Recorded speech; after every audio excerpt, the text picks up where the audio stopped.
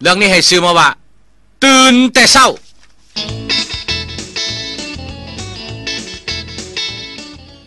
ซื้อเรื่องเพิ่นว่าตื่นแต่เช้าผัวเมียคู่หนึ่งหลังจากได้อยู่กินกันมากับพอสมควรมื้อนึงกับเมียลุกแต่เช้าแล้วต่ำเข้าอยู่กองตารางพุ่นแหล้วคนตะกี้เนาะตึกกักเกือกกักอยู่ทางผู้ผัวนี่ก็ฮู้เมื่อขึ้นมาซาวคุณสาวพี่บ่เห็นเมียซะแล้วมันเอาดึก